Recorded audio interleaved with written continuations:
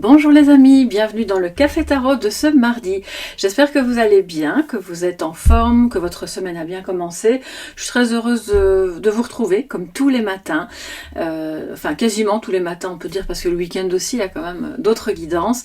J'espère que vous avez eu l'occasion de les visionner, donc la guidance sentimentale et puis celle aussi du week-end du coup qui est arrivée le samedi plutôt que le vendredi, puisqu'il y a eu les messages des défunts le vendredi. Donc voilà, c'était assez rempli, c'était très intéressant en tout cas pour moi de le faire, et j'espère surtout que ça vous a plu et que ça vous a éclairé. Merci à tous pour votre présence, pour vos chaleureux messages, pour la confiance que vous m'accordez chaque jour, tant sur la chaîne que dans les guidances privées. Et si vous avez besoin d'informations, le plus simple, vous pouvez bien sûr m'écrire, mais le plus simple c'est quand même de passer par le site internet www.soleil-levant qui s'affiche, afin d'avoir et les informations et mon contact. Les amis, on y va.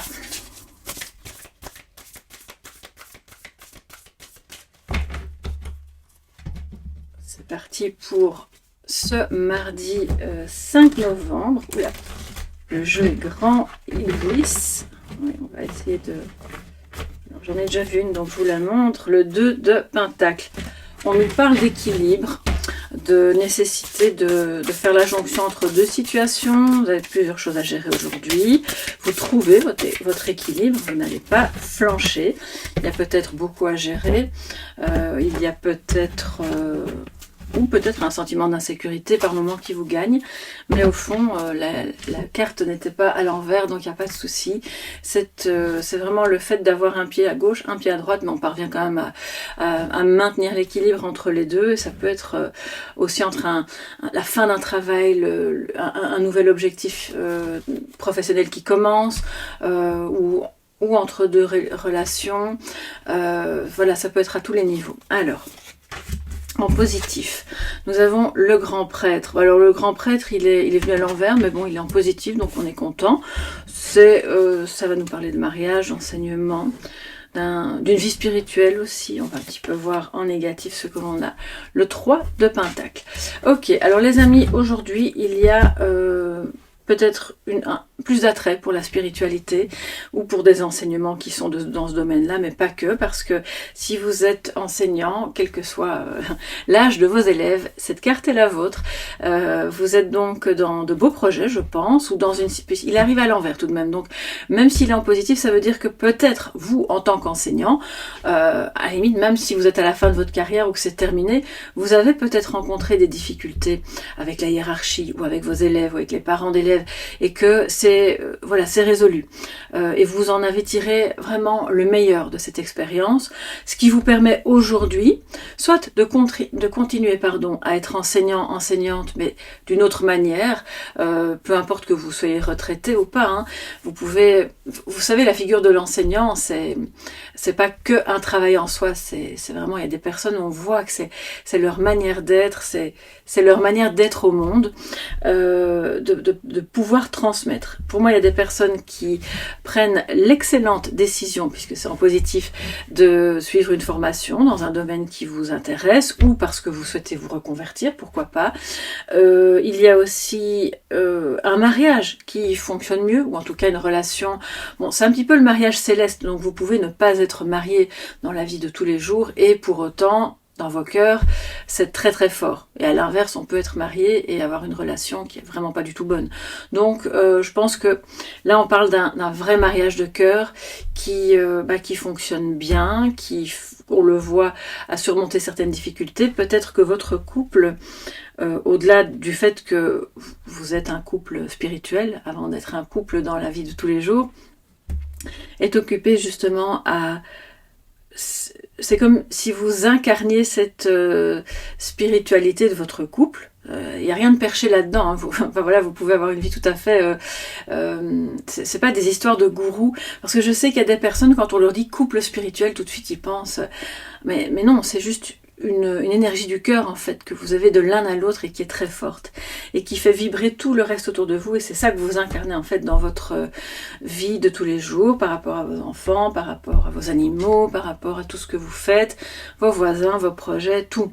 C'est un amour qui rayonne, et ça c'est vraiment très beau. Mais nous avons le petit mais du jour, comme tous les jours, le 3 de Pentacle qui, c'est un peu une difficulté. Alors on a quelqu'un là qui a un peu du mal à coopérer.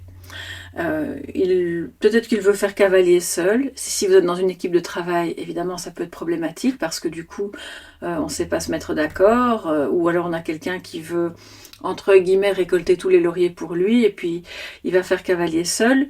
Ça peut être aussi une triangulaire, mais bon, moi, honnêtement, c'est pas forcément ce que je ressens de plus prégnant, et puis c'est pas du tout comme ça que j'interprète cette carte à la base. C'est vraiment un manque de coopération. Et ça peut être entre seulement 2 personnes, pas forcément 3 ou 4. On a l'idée de quelqu'un qui est un peu renfermé et qui dit non, moi, je collabore pas, j'ai pas envie, c'est pas mon truc, laissez-moi tranquille et je ferai comme je l'entends. Donc là, c'est le défi du jour, soit de ne pas trop s'attarder là-dessus. Après, voilà, c'est peut-être une humeur que cette personne a aujourd'hui, c'est peut-être votre humeur d'ailleurs, et si jamais c'est votre humeur, à ce moment-là, comme vous écoutez la vidéo, d'en prendre conscience que c'est le défi. Peut-être collaborer un petit peu plus avec vos collègues, avec je sais pas, avec les personnes qui sont impliquées en même temps que vous dans un projet, peu importe quelle est finalement la raison de cette difficulté, c'est d'essayer de la surmonter aujourd'hui. Alors, on va prendre le mystique, attendez, je ne me trompe pas, ouais, le Keeper mystique, voilà. On va voir ce qu'il nous dit pour ce mardi 5.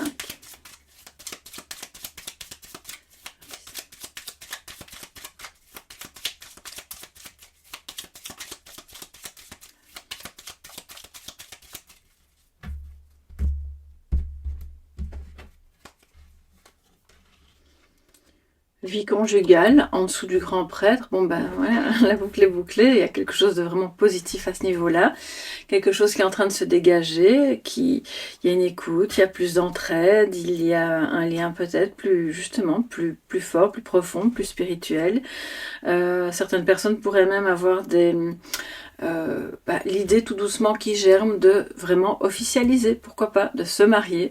Alors, c'est pas une obligation, moi je suis pas pro ou contre mariage, je pense vraiment que chacun doit faire comme il le sent.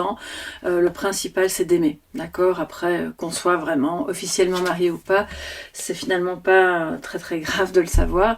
L'homme de loi en dessous du 3 de Pentacle, il y a une difficulté à collaborer, parce que c'est un manque de transparence. Avec l'homme de loi en défi, c'est comme si on fait des choses un petit peu sur le fil, vous voyez, sur la corde, et on n'a pas trop envie de collaborer parce que les autres nous demandent de la transparence. Quand je dis on, je veux dire on adapte, hein, ça peut être le on de la personne en face qui se dit non, c'est peut-être quelqu'un qui n'a pas envie de collaborer avec la loi et qui a tout de même des comptes à rendre.